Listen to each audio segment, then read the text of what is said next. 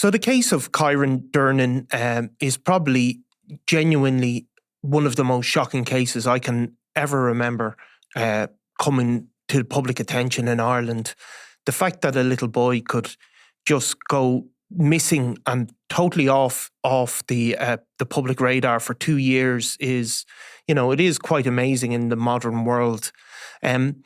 We're hearing more and more coming out about this case, but just maybe we could start off, Ali, just with a sort of a timeline about. I mean, when Kyran was last seen, I suppose. Yeah, I think he was last seen. It was almost like 2 years ago at the end of what would have been the school term. You know, so in the summer of 2 years ago, essentially. So that's the last confirmed sighting. There's other kind of unconfirmed sightings, but as in terms of what I suppose the guards and Tusla are satisfied with, in terms of the school can confirm. Yeah, that's kind of when, you know what I mean, he was last registered. So at that stage, he was at 6 years old at that stage, and there had been some interactions with Tusla. I think they've said that publicly at that stage. But there seems to have been a belief then that he might have gone to the north. But either way, the child then goes missing, and there doesn't seem to be any investigations ongoing in the middle until he's reported missing in August. Yeah, I mean, I suppose it seems to be, just a kind of a classic case of someone falling through the cracks, which is just, I mean, when you see that happening with adults, you know what I mean? And if someone ends up dead or murdered or something tragic, it's a little bit different. But when it's, like you say, when it's a 6-year-old child, I think we want answers, and everybody is just kind of expecting answers and particularly asking questions, I think, of Tusla, about what this, because like you said, there has been interaction. I believe since Kyran was born, essentially there's been interaction with the family in relation to issues there. So it's like, how could this kind of happen? Because obviously if a child is interacting, if the child or his family are interacting with the state, you'd expect a degree of follow-up. You're right, of course. If somebody in their 20s goes missing, they could have gone to Thailand. They're adults. They make their own choice. Yeah. But with a child, it's totally, it is, the obligation really is on the state. Now, he wasn't in state care or anything like that, but you'd still believe that the state have an obligation to follow him. But that definitely did not happen in this case. No, it didn't at all. There was this kind of vague belief that, maybe he's moved up north, because there is connections with Kyran and his family to Northern Ireland. So there was kind of this we kind of think that, but nobody was checking to see that, essentially checking to confirm that. Which they can do, even though it's another jurisdiction. I mean, child welfare services check with each other across borders all the time. It's far from unheard of. Oh, for sure. But I suppose at the same time, it has to be said, there wasn't huge red flags in relation to concerns about him. Yeah. Which is probably why this kind of, I don't even know how to describe it now. It's because we don't know. There's so much we don't know. Yeah. At the same time about this. But, Tusla have come out and made a kind of brief statement. And I think they've said they're going to be releasing some details probably this week, I think. Yeah. About their interactions with the family. But I mean, there's been some huge concerns. I think it was in the Irish Independent. I think it was Catherine Fegan and Ken Foy wrote earlier this week about files going missing in relation to his interactions with these state services, and kind of Gardai are they've kind of been trying to pick up the pieces in many ways. Yeah, in terms of when he was reported missing, because I mean, it isn't a matter for Gardai when, if a child is vulnerable, unless it becomes an issue where they have to get involved. It is an issue for Tusla, HSE, etc. Yeah, if a child isn't going to school, for example, not attending school, that the guards wouldn't get called in that case. That would be dealt with by other state bodies and parents. That's it. But yeah, I mean, there is interaction, of course, if there's concerns. But look, I think Tusla are going to have to. I think everybody is just kind of floundering in terms of everyone's trying to find out what happened, be it the guards and the HSE now, and the general public is like, really, it's just this kind of shock about a little boy, because everybody can relate to a little child. Well, 100%. I mean, we have an obligation to protect people that are that vulnerable for a start. And the idea that he was, in the system but allowed fall through the cracks, and there just can't be any doubt that he's fallen through the cracks. But so if take us forward then to, is it in late in August, all of a sudden a missing persons report is made. How does that come about, and what do we know about that now?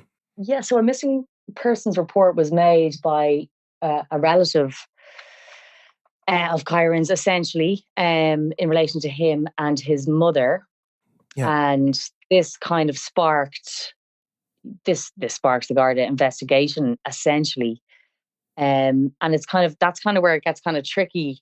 Yeah. From every point of view, because Gardai then, I think within a week, located Kyran's mother in, I think, the east of England is what I was told. Yeah. And my understanding is they've gone and spoken to her, and they've established she is no longer a missing person, but her son, who would now be 8, if he is alive, remains a missing person. And then they upgraded that to murder. Yeah, which is obviously very unusual. The guards are often hesitant about upgrading a case to murder, but particularly when they don't, for example, have a body in this case, or, have very specific information about what might have happened. However, they obviously felt obliged to take that step, presumably on the basis of information they have received from some source. Yeah, I mean, I think they did receive information suggesting that Kyran could have died, you know. And I mean, I think there's a little bit of a grey area in terms of the Garda investigation. I mean, I think there's still a possibility that it, they presume Kyran is dead, but I just get that sense, Niall, from speaking to people that, and of course they can't, like you say, without a body, it's kind of it's almost like shooting in the dark, but they don't make, like you say, they don't make that decision easily at all to upgrade it, and I feel like they made that decision obviously based on the report that they obviously give credence to, but also to maybe compel certain people to come forward with information. Yeah, I feel that's a theme here. Like, I feel like that's part of a really, really complicated investigation, Yeah, and obviously then we see there's digs have gone on at locations where Kyran had been living. I think those digs have now come to an end, and there may be further ones. Yeah, so I think there was a dig in the former family home, and the kind of area surrounding that, to the back of that house, and that doesn't appear to have, produced anything noteworthy, I suppose. But yeah, I believe there's other searches kind of planned in, I think, Drogheda, Dundalk. I mean, there's been a huge, because of the huge public interest in this, there's been a huge amount of, I think the guards have got hundreds of calls with, information. And look, to be honest, a lot of that, as you would know, Niall, a lot of it's, it has to be sifted through, but a lot of it comes to nothing. Yeah. But some of it is worth following up on, and I believe they think there are certain things that they are following up on. Look, at the end of the day, it's just this kind of. I think there's just still a shock in the country about this, and everyone's kind of like really wanting answers. I mean, like, it's unusual for the Garda commissioner to come.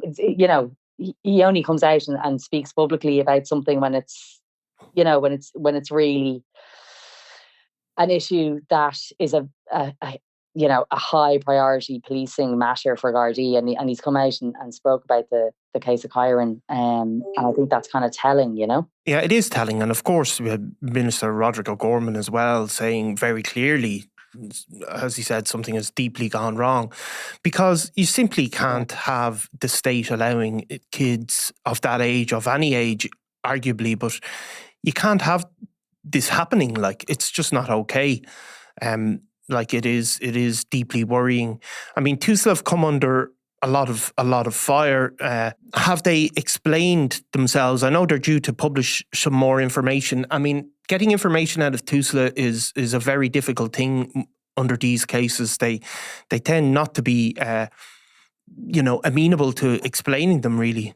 For sure, yeah. And I mean, I think in fairness to Tusla, I think a lot of the time, some of the cases they're involved in, they legally can't, because there's like court orders and like child protection issues.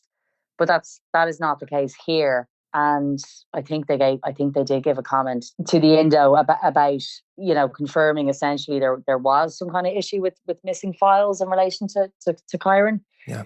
But yeah, they've committed to publishing a report detailing their interactions with the family. And I mean that's important. It's very important. But I mean, does it get us closer to finding out what happened? Who knows? But I think that job is now the job of An Garda Síochána. And if what they suspect, that if he is dead for potentially up to 2 years, I mean, that makes it so hard. Yeah, I mean, you're going to, like, even the basics of CCTV or things like that could help in a very recent case. You go back a couple of years and look for CCTV, you're really going to struggle. Things like CCTV really solve a lot of these missing persons cases.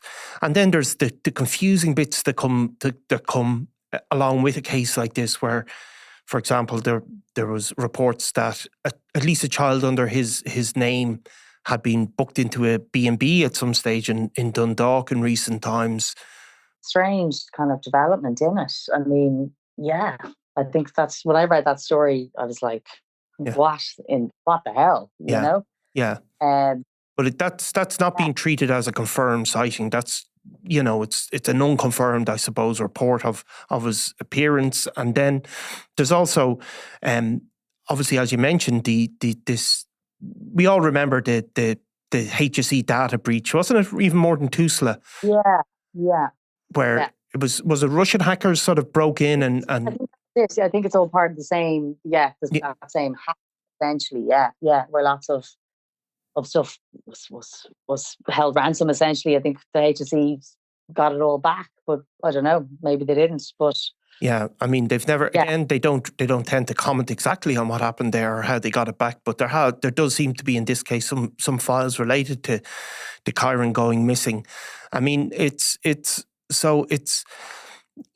your piece you spoke about, I suppose, the guards investigating this case, and even for hardened sort of police force officers, it is something that really is it is very harrowing as a parent to hear these types of stories. Oh, 100%. And like as you know as well, Niall and Nicola, from the book she just wrote as well. Like, I mean, Gardaí and Louth, are kind of just out the back end of a major feud and dealing with all of that. And this is just so different. Do you know what I mean? But and in many ways it's just worse. I think everyone's kind of thrown for a loop. And I think from speaking to people I've been speaking to, it just seems like they almost feel like they're on the back foot, because I think the guards were essentially only made aware of this in late September. And like we're only a month on from that. Yeah. And they're kind of playing catch up, and they're trying to get all the information they can. And they're kind of constrained in what they can say. And Tusla are doing their own thing, and everyone's, but like ultimately everybody just like wants to know, like I don't know, the few people I've spoken to, like the message is like we just need to know what happened to Kyran. Like that's it. We just need to know. Yeah, because I mean, like with the traditional missing persons, you're really talking where the police, the guards come in, they have to maybe narrow 48 hours of time, like, and they have to look at this. This is talking 2 years and possibly over in different jurisdictions. It's an incredibly painstaking job. I suppose it does highlight some of the issues that we have a creaking system, I think, in regards to how we treat vulnerable children in this country. We can go back on other cases where, there's always this yearly report of the number of children who die in the care of the state, and it genuinely is shocking. Like you do have to wonder, as a state, are we putting on, is the problem a lack of resources? How can we allow this to happen, and how can we not have it happen in future? I mean, that's almost an impossible kind of question, isn't it? It is. I mean, I think we need better cooperation between all the state agencies, in terms of like, flagging issues with families between maybe the HSE and Gardai, et cetera, et cetera. And I mean, but yeah, I mean, look, Tusla are completely stretched. I know from speaking to people who even work within that system that their caseloads are completely unmanageable. That they're trying to deal with 20 vulnerable families on a weekly basis, and they can't do it all. So I mean, yeah, you're right. Where is the answer? Yeah. Where is the help? Yeah. But I mean, it's kind of. What I thought strange, Niall, was that you kind of see this issue now between Tusla and the Gardaí almost like it's kind of, they're kind of almost adversarial against each other in relation to this. And like, that's not what you need. Do you know what I mean? Like that's the opposite of what this shouldn't be about. The blame, whatever is eventually revealed, and hopefully we do get some answers soon. But, until we do, it shouldn't be a blame game. Like we need to find out what happened first, and then maybe the faults in the system can be identified. But there shouldn't be a blame game at this point. It should be just about finding what happened to that poor child at this point. And exactly, you're right. And it'd be I've seen this before that can happen between Tusla and the guards, where people can be very protective of what they have done and what they haven't done. But I mean, it can't be acceptable when children can fall through the cracks like this. It should be full disclosure, and issues to do with, exactly. Yeah. You just cannot have it in a modern state. You can't have it in any state. But the idea that Ireland in the 21st century is allowing children to fall off the radar like that, it is genuinely shocking. Unfortunately, we're going to be coming back to this story again, Ali, no doubt. Oh, for sure. I mean, like now, I'd be actually surprised in 6 months' time if there's been a major development in terms of Kyran himself. Yeah.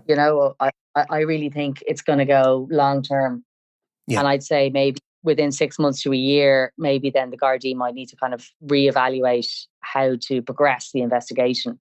Yeah. But I personally would be surprised. But look, I hope I'm wrong. I hope there is a development that gives the family answers, everybody answers. But I feel like there won't be, and that like I say, 6 months to a year, then the guards might need to reevaluate how they approach potential suspects. Yeah. And every aspect of the examination. But like, I suppose at the moment it's just like the Tusla report, we all kind of await that, but like I'm kind of like, but that's just going to be highlighting problems. It's not going to help the situation. But I think in the background, I think the Garda, the way they've handled this has been right. We need publicity, and people know, and we want people to now tell us, like, please tell us what happened to Kyran. Yeah, I think by being open and by being direct, which the guards did in publicly saying it was a murder investigation.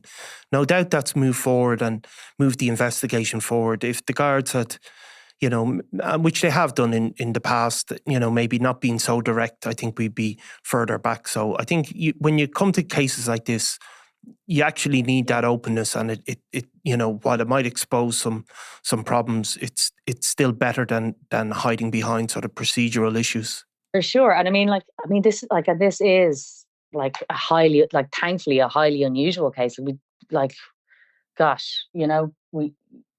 so I think the guards are, probably almost had to, come up with a strategy immediately to deal with such an unusual situation. Yeah.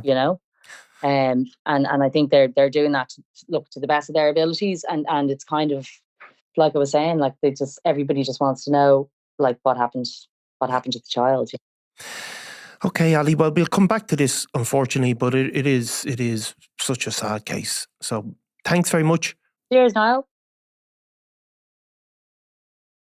I'm Nicola Tallant, and you're watching Crime World, a podcast about criminals, drugs and the underworld in Ireland and across the globe. Make sure you subscribe to our channel and turn on notifications so you can be the first to watch all our latest episodes. You can also listen wherever you get your podcasts.